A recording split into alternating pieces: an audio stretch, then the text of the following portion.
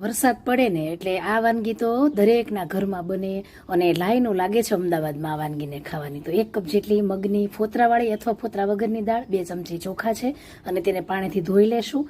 પછી તેમાં 1.5 કપ પ્રમાણે પાણી ઉમેરી દેશું ઉફાળું ગરમ અને 2 કલાક ઢાંકીને રાખીએ એટલે દાળ સરસ એવી પલળી ગઈ છે. હવે તેનું પાણી કાઢી લેશું અને આ જ પાણીનો આપણે 2 થી 3 ચમચી જેટલો ઉપયોગ કરીશું. જરૂર પ્રમાણે એ જ ઉમેરવાનું છે આપણે ને તેને પીસી લેવાનું છે. જો આ રીતે થોડું બરછટ રાખીશું. પછી લસણ છે તેની કળી છે, આદુનો આ કટકા છે અને લાલ મરચું છે, લીલું પણ ચાલી શકે અને તેને થોડુંક એવું ખાંડી લેશું.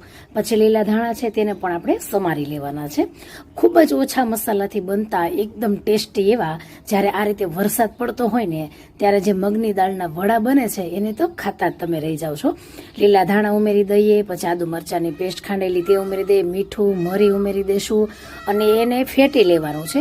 એટલું ફેટીએ ને કે પાણી ઉપર મિશ્રણ તરવું જોઈએ. ત્યાર પછી એક ડુંગળીને પણ સમારી લેવાની છે. તો આ રીતે એકદમ પટલી પટલી સ્લાઇસ કરી લેવાની છે અને ત્યાર પછી મીડિયમ તેલ ગરમ કરીને એમાં જ આપણે આ વડાને ફ્રાય કરવાના છે. જો બહુ ફ્રાય એકદમ આમ ગરમ તેલમાં ફ્રાય કરીએ ને તો પછી બહુ જ લાલ થઈ જતા હોય છે, અંદર કાચા રહે છે.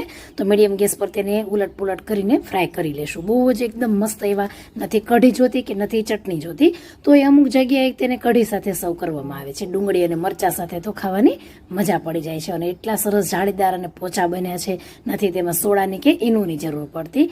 તમે ટ્રાય કરજો આ રીતે અને ખૂબ જ મસ્ત બને છે. ક્રિસ્પી પણ એટલા સરસ થાય છે અને ખાતા રહી જાવ ને એટલો જોરદાર તેનો ટેસ્ટ છે. મારા હસબન્ડને પણ એટલા ભાવ્યા અને મેં ચાખ્યા ને તો મને પણ એટલા જ ભાવ્યા. એકદમ મસ્ત કાયનો ભટેલા, બહુ જ મસ્ત.